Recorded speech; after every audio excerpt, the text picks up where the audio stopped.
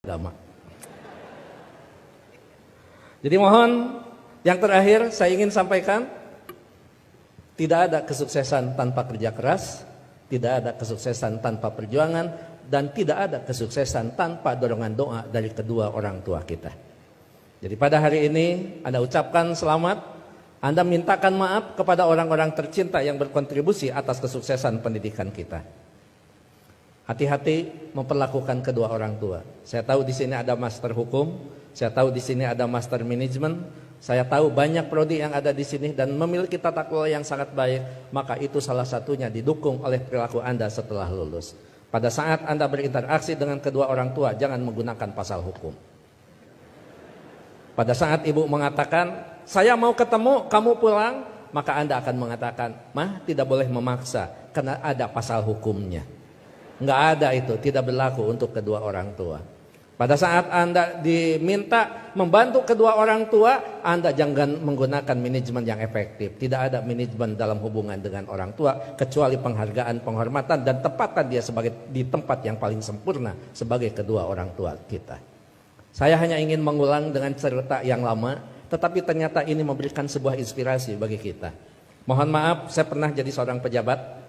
Pada saat saya sedang rapat, saya ditelepon oleh keponakan saya dan menyatakan ibu saya dalam keadaan sakit. Kemudian saya balas telepon itu dengan sebuah ungkapan yang agak sedikit sombong. Tolong cepat bawa ke dokter dan nanti uangnya akan saya transfer. Ternyata ibu dari kejauhan menjawab kalimat saya dengan sebuah kalimat yang tegas. Enggak usah ditransfer, yang penting kita bisa ketemu. Kalau ibu sudah mengatakan yang penting kita bisa ketemu, maka jabatan itu tidak ada, maka rapat itu tidak ada. Dan boleh saya katakan, kalau saya sudah dipanggil ibu dan bapak, tidak ada yang bisa menolak panggilan siapapun, termasuk atasan saya. Kalau itu ibu dan bapak yang memanggil, kena yakin, kalaupun saya bisa memberikan sebuah alasan, Pak mohon maaf ibu saya dalam keadaan sakit, maka atasan saya akan memahami semua, karena mereka juga pernah dibesarkan dan memiliki rasa hormat kepada kedua orang tuanya.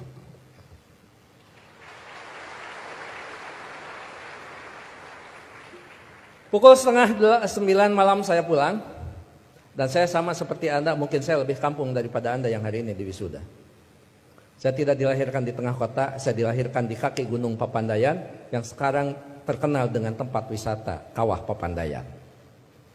3 jam saya sampai di rumah, 11:30 saya sampai di rumah. Ternyata ibu dalam keadaan segar bugar, tetapi saya tidak menunjukkan perasaan suudon kepada ibu. Kenapa? Ternyata di situ ada hikmah. Bagi seorang ibu dan bapak dalam keadaan sakit, kemudian dia menunggu anaknya terkasih dan tersayang, maka pada saat dia bertemu, maka kehadirannya lebih mujarab daripada obat yang diberikan oleh seorang dokter. Catat itu. Ibu tidak hanya menunjukkan segar dan bugar, tapi ibu juga tetap memperhatikan kesukaan makanan anaknya. Saya dimasakkan sayur kacang merah, saya digorengkan asin peda, saya dibuatkan sambal terasi, dan saya juga dibakarkan pete. 11:30 malam, coba bayangkan ada sayur kacang merah, nasi putih, bakar pete, dan belum peda ditambah sambal terasi. Boleh dibayangkan setelah wisuda. 11:30 malam saya disuguhi makanan itu, maka tidak ada kalimat yang bisa diucapkan kepada ibu selain mengucapkan terima kasih. Padahal saya tidak biasa makan malam, kecuali makan nasi di waktu malam. Tidak. Ya saya makan. Saya tidak pernah mengatakan, Amah ngapain masak? Kan kata dokter paling tidak 3 jam sebelum tidur kita boleh makan. Ini mau tidur 11:30, ngapain masak? Bagaimana perasaan ibu pada saat seorang anak yang dia tunggu, yang dia masakan, kemudian anak berargumentasi dengan sebuah ilmu di mana ibu tidak paham tentang ilmu itu. Menyakitkan. Iya, saya makan dan saya berdoa mudah-mudahan ini jadi obat. Begitu saya lirik dari sudut mata saya, ibu kelihatan bahagia. Kenapa? Makanan yang dia pasak itu betul-betul dimakan oleh anaknya. Begitu selesai makan, saya mengatakan kepada ibu, Amah mohon maaf, ini makanan sangat enak, terima kasih. tapi mohon maaf besok tidak akan pulang siang karena ada pekerjaan yang tersisa. Kemungkinan saya pulang sebelum sholat subuh.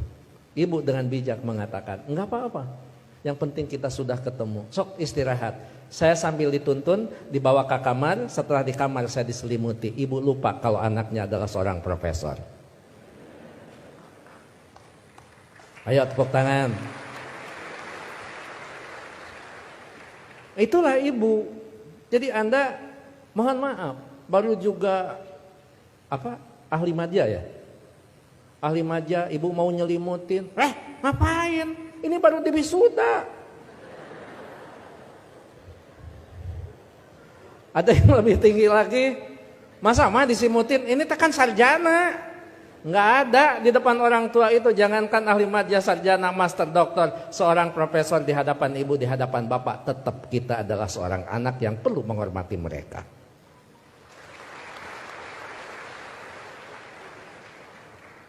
Yang paling indah dan paling membuat saya terharu, pada pukul 3 saya bangun, ternyata ibu sudah berdiri di samping saya sambil menepuk bahu saya. Cepat kamu bangun, jangan lupakan sholat sepertiga malam terakhir. Kenapa? Kamu bisa mendapatkan yang semua ini bukan karena kepintaran kamu, jangan-jangan bukan karena kecerdasan kamu, mungkin keberuntungan doa kita dikabulkan oleh Allah Subhanahu wa Ta'ala. Jadi ibu masih khawatir tentang anaknya. Ibu khawatir anaknya merasa pintar sehingga pintar menjadi sebuah kesombongan. Ibu masih khawatir anaknya cerdas, cerdas menjadi sebuah kesombongan. Bahkan melupakan siapa yang menentukan takdir segalanya pada kehidupan kita. Itu pada profesor itu. Jadi tolong ibu bapak sebagai orang tua, anak kita hari ini di wisuda, tetap mereka adalah anak kita yang perlu kita luruskan pada saat mereka terlempar dari jalan yang memang ditentukan. Perlu diberikan peringatan, tapi tentu sekarang ini ada kaidah-kaidah yang beda dengan zaman dulu. Seorang siapa Pak Rektor, sahabat itu Ali mengatakan, didiklah anak-anakmu bukan dengan zamanmu, karena mereka tidak mungkin mengalami zaman yang seperti kita alami. Jadi memang cara sudah berbeda, cara kita memperlakukan anak-anak kita. Tapi sejatinya tetap kewajiban kita adalah bagaimana mendidik anak-anak kita, bukan masalah kedewasaan. Tapi masalahnya sampai nyawa berpisah dengan badan, itu tetap menjadi kewajiban kita sebagai kedua orang tua.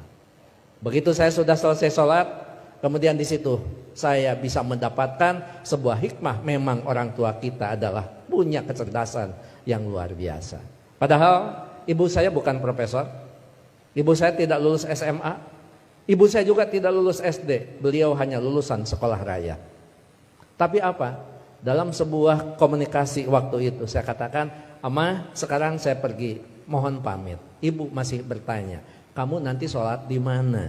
Saya jawab, "Nanti sholat di jalan." Ibu langsung mengkritisi kalimat saya, "Jangan suka sholat di jalan, ketabrak mobil." Itu kata ibu itu. Terus saya mikir, emang juga, emang benar masa sholat di jalan? Saya katakan, enggak, maksudnya sholat di masjid di jalan.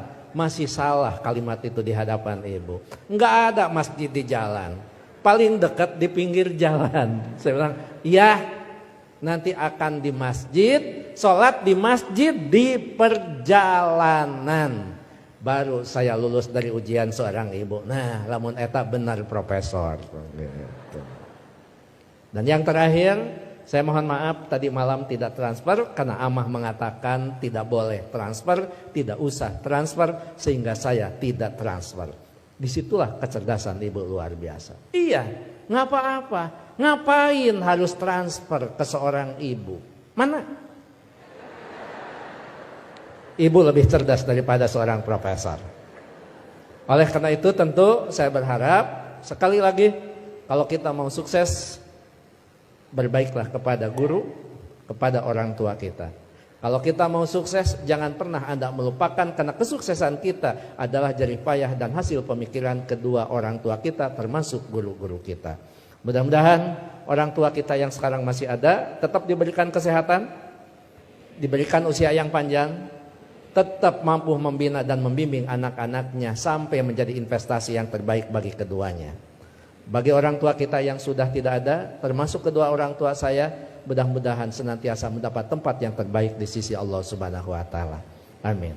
Saya pikir itu Pak Rektor, Pak Ketua Yayasan, hadirin Sivitas Akademika Unpam yang saya hormati. Mohon maaf kalau sambutan saya agak sedikit panjang karena saya tadi mengimbangi Pak Rektor sangat panjang, kemudian Pak Ketua Yayasan sangat pendek, maka saya setengah panjang dan setengah pendek.